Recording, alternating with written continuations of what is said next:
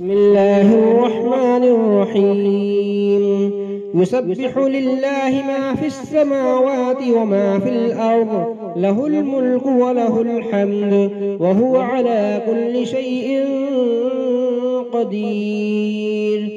هو الذي خلقكم فمنكم كافر ومنكم مؤمن، والله بما تعملون بصير. خلق السماوات والأرض بالحق وصوركم فأحسن صوركم وإليه المصير. يعلم ما في السماوات والأرض ويعلم ما تسرون وما تعلنون، والله عليم بذات الصدور. ألم يأتكم نبأ الذين كفروا من قبل فذاقوا وبال أمرهم ولهم عذاب أليم. ذلك بأنه كانت تأتيهم رسلهم بالبينات فقالوا أبشر يهدوننا فكفروا وتولوا واستغنى الله، والله غني حميد. زعم الذين كفروا أن لن يبعثوا، قل بلى وربي لتبعثن ثم لتنبؤن بما عملتم وذلك على الله يسير. فآمنوا بالله ورسوله والنور الذي أنزلنا، والله بما تعملون خبير. يوم يجمعكم ليوم الجمع ذلك يوم التغابن، ومن يؤمن بالله ويعمل صالحا يكفر عنه سيئاته ويدخله جنات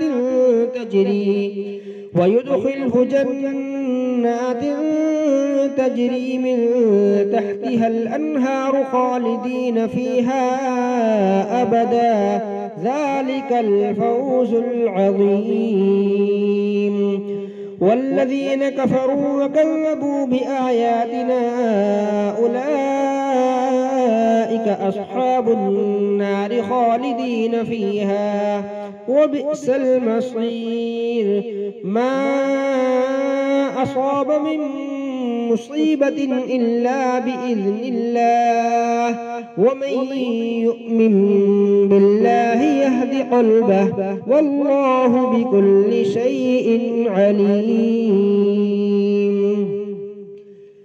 وأطيعوا الله وأطيعوا الرسول، فإن توليتم فإنما على رسولنا البلاغ المبين.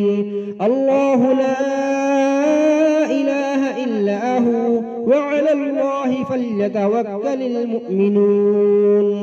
يا أيها الذين آمنوا إن من أزواجكم وأولادكم عدوا لكم فاحذروهم، وإن تعفوا وتصفحوا وتغفروا فإن الله غفور رحيم.